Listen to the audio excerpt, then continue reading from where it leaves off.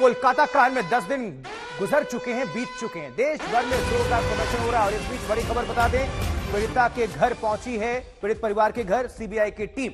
Kolkata rape murder मामले में इस केस में सीबीआई की जांच लगातार जारी है, एक्शन में सीबीआई। और इस बीच पीड़ित के घर पर पहुंची है सीबीआई की टीम। श्रेया चटर्जी और अनुपम मिश्रा हमारे दो सहयोगी जुड़े हुए। श्रेया, पीड़ित के घर पर इस वक्त सीबीआई की टीम पहुंची हुई है, क्या जानकारी मिल रही है? इस विस्तार दीजिए इस खबर को। देखिए, बिल्कुल जो सीबीआई की टीम है वो अपनी जांच की जो दायरा है उसको बढ़ा चुकी है। हमें पता है कि ऑलरेडी साइको एनालिसिस टेस्ट से लेके तमाम जो आरजी कर में स्टाफ थे उनसे पूछताछ हुई है, 2 राउंड की पूछताछ हुई है और आज विक्टिम के घर पे अभी सीबीआई की टीम पहुंच चुकी है। सीबीआई की टीम उनसे बातचीत करेगी, जो स्टेटमेंट्स मिली है उसको कोरॉबोरेट करने के लिए और उनका स्टेटमेंट भी दर्ज करने के लिए, क्योंकि कई ऐसे एलिगेशंस भी उनके परिवार की तरफ से आए थे कि 3 घंटे तक उनको अपने बेटी की डेड बॉडी देखने को नहीं मिली थी, पहले उनको सुसाइड का एंगल बताया गया था। तो इन तमाम चीजों को लेके सीबीआई उनसे उनका जो स्टेटमेंट है वो दाखिल करेंगे और फिर उस एंगल पे भी सीबीआई जांच करेगी कि क्या किसी भी तरीके से जो गवर्नमेंट हॉस्पिटल के स्टाफ थे उनकी तरफ से एविडेंस टैंपरिंग का कोई भी कोशिश किया गया था या नहीं। ठीक है श्रेया, आप बने रहिए। अनुपम मिश्रा का रुख करते हैं, पश्चिम बंगाल से हमारे संवाददाता जुड़े हुए। अनुपम, हम देख पा रहे हैं सीबीआई कोई भी ऐसा एंगल छोड़ना नहीं चाहती जिससे कहीं भी चूक हो।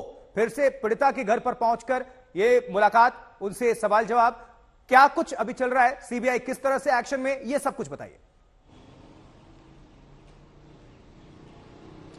जी देखिए, ये इन्वेस्टिगेशन का प्रोसेस है और उसमें मुख्य तौर पर जो पेरेंट्स हैं उनसे इससे पहले भी सीबीआई ने बातचीत की थी, क्योंकि जो माता पिता हैं उन्होंने 2 मुख्य आरोप लगाए। एक तो कि उनको 3 घंटे तक बैठा के रखा गया जब बुलाया गया, और बुलाने से पहले उनके पास जो फोन आया कहा गया सुसाइड है और बाद में उनको पता चलता है कि ये मर्डर है। तो ऐसे में कई सारे जो सवाल हैं उसके जवाब अभी तक नहीं मिल पा रहे हैं और इनकी इस पे सबसे पहले कि किसने फोन किया था, क्यों फोन किया गया था इस तरह से कि ये सुसाइड है, ये बताया गया था। तो इन सब बातों की जानकारी के लिए बार बार सीबीआई की टीम छानबीन कर रही है। इससे पहले हमने देखा सीबीआई की टीम लगातार आरजीकर अस्पताल में भी जा रही है, जो मौका वारदात है वहां पर नमूनों का संग्रह किया गया है। तो ये जांच की प्रक्रिया है जो चल रही है और इसमें बहुत सारे ऐसे सवाल हैं जो अनुत्तरित हैं। तो उन सवालों का जवाब खोजने की कोशिश में इस वक्त सीबीआई के जो ऑफिसर्स हैं वो लगातार कोशिश कर रहे हैं। अनुपम, जुड़े रहिए आप हमारे साथ।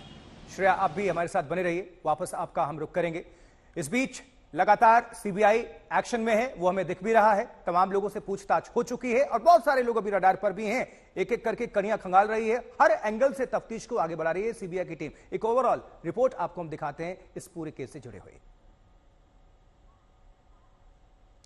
देखिए अब जरा कितने किरदार इसमें हैं समझ लीजिए। मुख्य आरोपी संजय रॉय है, जिसे बताया जा रहा है, हालांकि उस पर भी सवाल उठ रहा है। तफ्तीश, मनोवैज्ञानिक जांच, सबसे बड़ा किरदार संजय रॉय का है, जिसे बतौर मुख्य आरोपी गिरफ्तार किया गया। इस संजय रॉय की अब साइकोलॉजिकल एनालिसिस टेस्ट करके गुनाह के पीछे की कहानी पता लगाने की कोशिश हो रही है। और इस पूरे कांड में सीबीआई के रडार पर आरजीकर मेडिकल कॉलेज के प्रिंसिपल रह चुके डॉक्टर संदीप घोष है, जिनसे लगातार आज 4 दिनों से सीबीआई की पूछताछ चल रही है। इस कांड में सीबीआई ने तफ्तीश के दौरान चेस्ट डिपार्टमेंट के एचओडी अरुणव दत्ता से भी पूछताछ कर चुकी है सीबीआई। और घटना के बाद पास के कमरे की मरम्मती क्यों कराई गई, ये भी सवाल। इस कांड में सीबीआई उस असिस्टेंट पुलिस सब इंस्पेक्टर से भी पूछताछ कर चुकी है, जिसके साथ पुलिस बैरक में आरोपी संजय रॉय ठहरा हुआ था। इस कांड में सीबीआई ने मृतक डॉक्टर के ड्राइवर को भी पूछताछ के लिए बुला लिया है। और इसके अलावा 9 अगस्त से लेकर अब तक कोलकाता के आरजीकर अस्पताल में जो और विवाद, तोड़फोड़ और हमले हुए हैं, उन सब मामलों को लेकर अब तक करीब 37 आरोपियों की गिरफ्तारी हो चुकी है।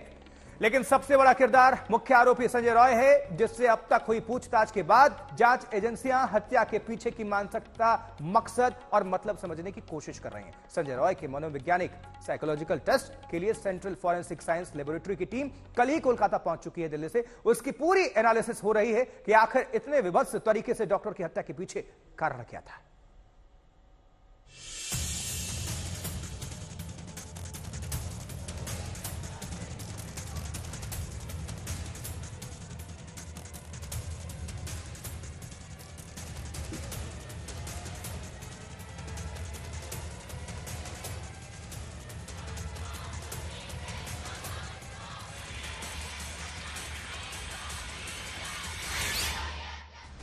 कोलकाता के आरजीकर मेडिकल कॉलेज हॉस्पिटल में 9 अगस्त की सुबह जिस वारदात को देख सुनकर पूरी दुनिया की रूह कांप उठी थी, उस वारदात का मुख्य आरोपी संजय राय 2 दिनों के अंदर ही गिरफ्त में आ चुका था। लेकिन जांच एजेंसियों को अभी तक ये पता नहीं चल पाया है कि 31 साल की महिला डॉक्टर की विभत्स हत्या के पीछे आरोपी की मानसिकता क्या थी। क्योंकि मृतका के पोस्टमार्टम रिपोर्ट में जो खुलासे हुए हैं, उसका ब्यौरा देखकर अंदाजा लगाना मुश्किल है कि हत्यारे ने इतनी दरिंदगी आखिर क्यों की। जो बॉडी पर इंजरी मार्क के निशान है, जो पीड़िता पर मौत के पहले जो हमला किया गया है वो साफ दर्शाते हैं, जिसमें गर्दन, उसके अलावा दोनों गाल, होंठ, सर पर काफी ज्यादा हमला किया गया था। उसके अलावा इस तरह की हैवानियत की गई थी, इस तरह की मारपीट की गई थी कि फेफड़ों में और बॉडी के कई इंटरनल पार्ट पर जो ब्लड क्लॉटिंग है वो हो गई थी। साथ ही साथ दोनों हाथों से गर्दन भी दबाया गया था। ये पीएम रिपोर्ट में एस्टेब्लिश किया गया है, जो सीबीआई की काफी मदद भी करेगा।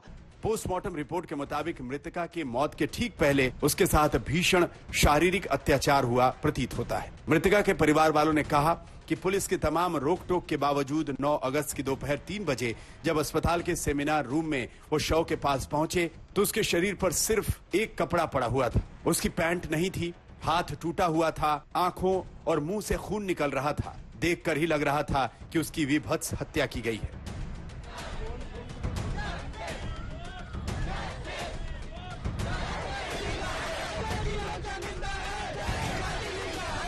हालांकि पोस्टमार्टम रिपोर्ट में किसी तरह के फ्रैक्चर की बात नहीं है, लेकिन मृतका के शरीर पर कम से कम 14 जगहों पर चोट और जख्मों के निशान मिले हैं।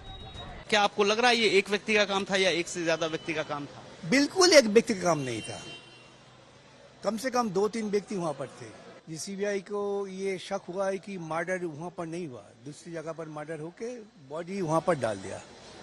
अगर ये है तो ये बहुत गंभीर बात है। तो हमें चाहिए जितना जल्दी हो सीबीआई ठीक ढंग से जांच करे और ठीक नतीजे में पहुंचे। पोस्टमार्टम रिपोर्ट जो डॉक्टरों ने देखी है उनके आधार पर ही हम बात कर रहे हैं। सीबीआई की जांच पर कोई भरोसा है? अब तो 4-5वां दिन हो गया। भरोसा ही करना पड़ेगा।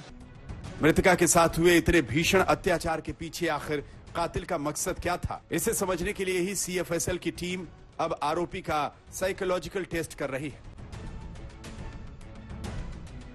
जांच एजेंसियों के लिए फिलहाल बड़ी चुनौती यह है कि अगर हत्याकांड में एक से अधिक आरोपी शामिल हैं, तो फिर उन आरोपियों की शिनाख्त करना और उनके खिलाफ सबूत जमा करना। इसके लिए जांच एजेंसियां तमाम आधुनिक और वैज्ञानिक तौर तरीकों का इस्तेमाल कर रही हैं। ये तस्वीर आप देख सकते हैं कि सीबीआई ऑफिसर के हाथ में जो कैमरा है वो 3D कैमरा है और ये कैमरा को लेकर जो इस हॉस्पिटल की 3rd फ्लोर है जहां पे जो सेमिनार हॉल के अंदर महिला डॉक्टर की हत्या की गई थी, उस सेमिनार हॉल की अंदर जाके वहां का पूरा 3D मैपिंग बनवाई गई और इसके बाद जो हॉस्पिटल के बाहर जो रास्ते हैं इमरजेंसी वार्ड के सामने और हॉस्पिटल आने की जाने की जितने सारे रास्ते हैं सभी रास्तों पर ये 3D मैपिंग की गई। हालांकि सीबीआई ने अभी तक मुख्य आरोपी के अलावा किसी और संदिग्ध को लेकर कोई कदम नहीं उठाया है, लेकिन पूछताछ का दायरा और सिलसिला बढ़ता जा रहा है। आशंका है कि इस मामले में कुछ और आरोपियों की साठगांठ सामने आ सकती है। राजेश साहा और अनुपम मिश्रा के साथ अरविंद ओझा, कोलकाता, आज तक।